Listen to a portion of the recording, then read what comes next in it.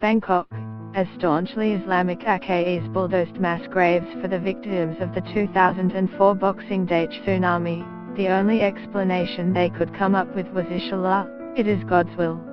A tsunami, the height of coconut trees, had swept across Asia's shores and no one could be blamed for one of the world's worst natural disasters.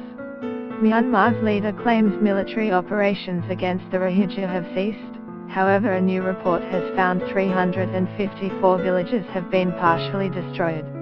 A man is claiming he is the one who delivered a gift-wrapped package of horse manure to the home of U.S. Treasury Secretary Stephen Mnuchin. Russian election officials have barred the opposition leader Alexei Avila from running in next year's presidential election, prompting him to call for a boycott.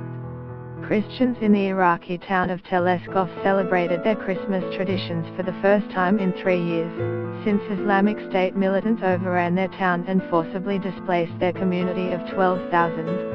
A U.S. Coast Guard helicopter lifted a man off a cargo ship in waters near Alaska after he began to suffer symptoms of appendicitis.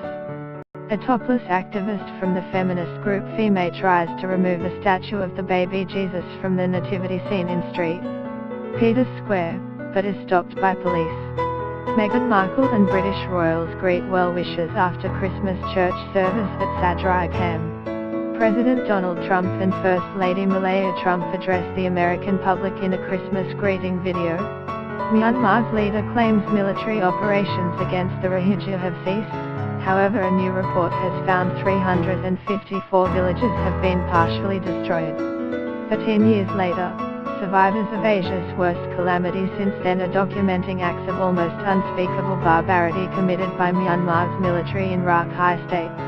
And the generals are literally getting away with murder, so far. There has been plenty of outrage across the world, but little punitive action has been taken against them.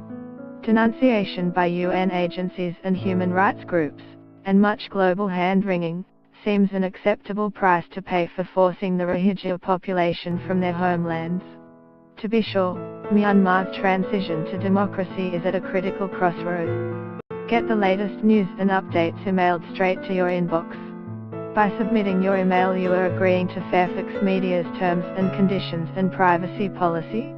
Australia and most other countries have resisted calls for imposing new sanctions on the Myanmar military, believing it could damage an already powerless economy and push the country back into isolation. They worry punitive action could undermine the difficult situation facing Aung San Suu Kyi, the country's civilian de facto leader, who was swept into power on a wave of democratic euphoria at historic elections in 2015. But she has become the military's chief apologist, mocking a huge iceberg of misinformation and rejecting reports of sexual abuse against women as fake news.